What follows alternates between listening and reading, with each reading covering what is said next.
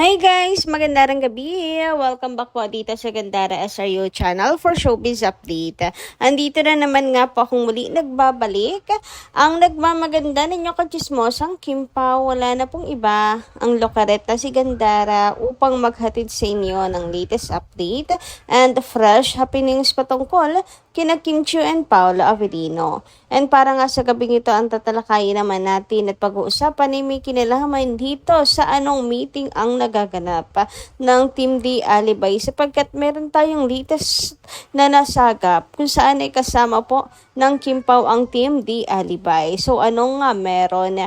Ang tanong ng marami and bago lang ba to? As in, kasi yung hair din ni Kimi, hair ng Kim Pao parang hindi na nga din masyadong kulot. Anyway, bago tayo mag-start, sa mga hindi pa po nakaka-subscribe sa ating channel, paki-click lang po tayo ng ating subscribe button at notification bell na nariyan sa baba upang kayo ay maging updated po at ma-notify tuwing may bago tayong chika at balita hinggil sa Kim Pao. Basta mga balita na may kinalaman, kina Kim Chiu and Paolo Avellino, sagot na nga po natin yan. And ngayong gabi, ang uunahin po nating pag-usapan ay ang mga reaksyon ng mga taga-subaybay natin ng ilan pong Kim Pao fans hinggil sa mga nagdaang update. So mula po kay Ma'am Norma Dayag, magandang gabi sa inyo. Sabi niya rito, Gandara, bukas ng gabi ay pupunta si Pao sa Narvacan, Ilocos Sur. Gandara, isasama ba siya ni Papi Pao sa dadaluhan niya na promo para sa Miss Narvacan? Hopefully, ay sasama ni Pao si Kimi. Saya ko lang, Gandara, pag ikakasal na sila. At habang buhay po kami, makita pa namin mga anak. At habang buhay pa kami, makita pa namin ang anak nila. God bless you both. So, ayan na. Ang kanyang comment ay nung nakaraan nga, bago pa po si Paolo umattend or pumunta sa Narvacan. Pero tapos na po yan ngayon. And siguro naman, alam niyo na yung kasagutan. Wala pong Kim Chiu doon. Pero sure, puyat din si Kimi. Huy, puyat. Nanood din ng live. Kasi, di ba, nagsusuportahan yung dalawa na yan. Si Pao nga po, nagpupuyat din. At nanonood din po ng mga event ni Kimi. Naalala niyo yung international award niya? Saka yung sa Showtime. Ano rin po ng fans sa papansin nila. Talagang si Pao nanonood po ng Showtime. Lalo na pag nandun si Kimi to support Kim. Kasi after Showtime, saka po siya mag-update na maglalaro game. So, ibig sabihin, nanood muna siya ng Showtime. Napapansin niya ng mga fans. Then, yung sa Tanduay, di ba? Puyat din si Paolo nun kasi nanonood po siya ng live. Pinapanood po niya si Kim and sabi nga niya sabi nga ni Kim, ready ka na ba? Tinatanong din siya ni Pao na ready pa. Andun yung pag-support ni Paolo talaga kay Kim. So for sure, ganun din ang ginagawa ni Kim kay Pao tuwing may event ito. So hindi man sila magkasama, ay alam naman natin na nagsusuportahan silang dalawa. Ayan. Samantala, dumako naman tayo sa komento po ni Ledenia Anova. Magandang gabi po sa inyo. Sabi niya rito, parang iisa na lang ang dressing room ng Kim Pao. Naalala ko yung sinabi ni Pao sa isang interview, parang parang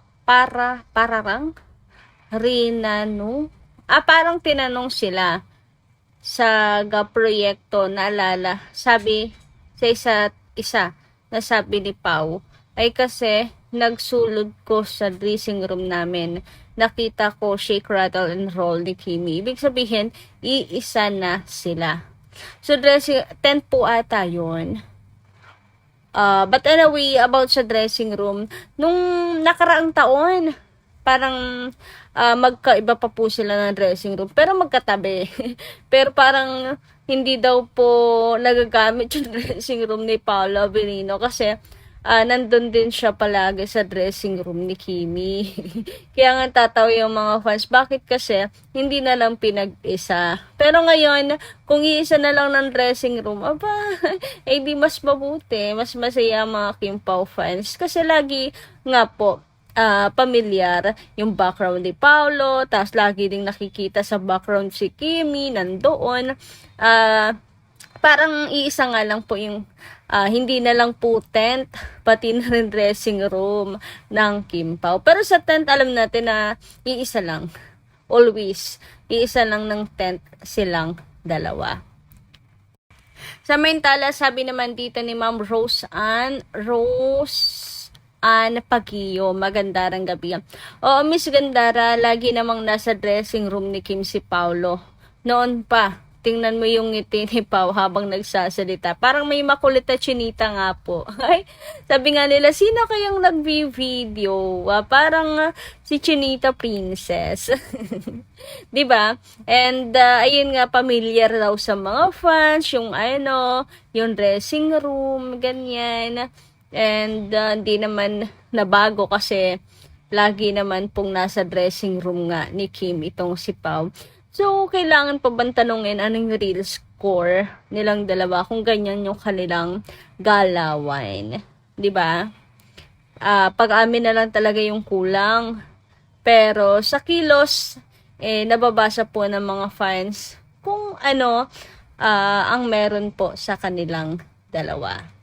Pero alam ko si Kim, may paninindigan siya na dapat lalaki yung tinatanong. Nalala ko yung kay Tito Boy Abunda before, na siya yung inamin niya yung tungkol sa kanila ni Sia. Ang tagal din kasing umamin. Pero, oo doon si Kim, pero parang pilit na pilit yung kanyang sagot doon. Pero nag-sorry daw nga si Tito Boy sa kanya kasi na-realize niya na hindi dapat si Kim ang umamin at magsalit at tinatanong sa ganong relasyon. So, si Paulo na lang, Paulo, ikaw na lang iniintay ng lahat. Uy! Bigyan mo lang kasi ng go signal, Kim, and amin na yan si Pao. Kailan kaya yan?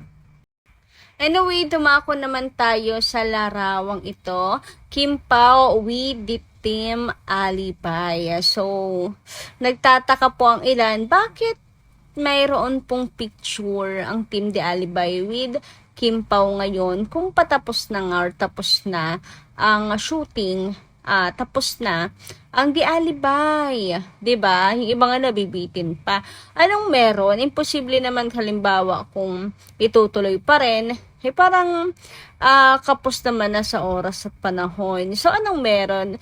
Ito po ba ay next project ng Kim Pao? Pinagmimitingan na at ang hahawak ulit at ang magtatrabaho ulit ay ang Team The Alibay? May new project nga kaya ang Kim Pao? Kasi spotted silang dalawa. Kasama po ang Team The Alibay. Pero ito po yung mga spekulasyon pa lang ng ilang mga Kim Pao fans. Kasi nga, ay nagtatanong sila kasi mukhang bago lang to. Malago na rin yung buhok ni Papi, tapos hindi rin na masyadong kulot si Kimi dito. So mukhang bagong-bago talaga tong picture na to ng Kim Pao with Team Alibay. So anong pinagmimitian? Ano yung pinag-uusapan? Next project, tinatabaho na, sisimulan na agad ang next project kung meron man. Talaga bang may next project na gagawin ang Kim Pao? Or may ilang mga pinag-uusapan sa The Alibay for the finale?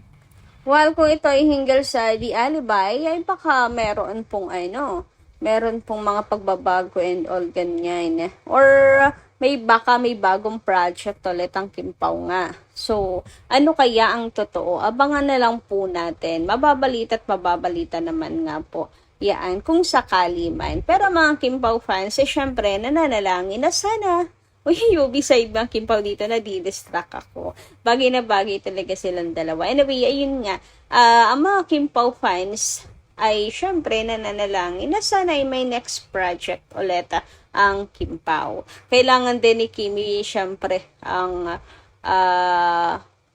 panibagong pagkakaabalahan. Bukod syempre sa kailangan niya mabawi, ano man ang nawala sa kanya, para hindi siya masyadong mag-isip, 'di ba, sa problema na kanyang pinagdadaanan. And syempre para sa Kim Pao fans na rin at the same time.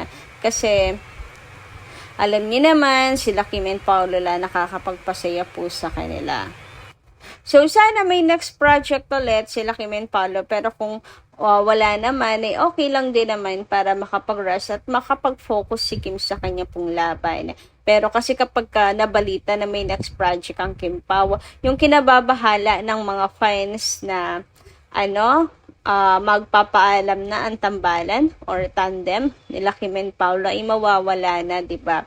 Kumbaga parang mabubunutan sila ng tinik sa kanila pong mga dibdib. Pagkataon. Tuloy pa rin ang Kim Pao. At least mababasag na yung mga kumakalat sa social media. At mananaig pa rin na nakatindig ang Kim Pao. So kayo guys, anong palagay ninyo? Ano kayang meron? Bakit nga kaya kasama ng spotted ang Kim Pao together with the team Alibay kung tapos na ito? So yun lang po muna nating update. Maraming salamat po sa inyong pakikinig. Kita-kits po muli tayo sa mga susunod po nating mga chikas. Maraming pong salamat and ingat po kayo palagi.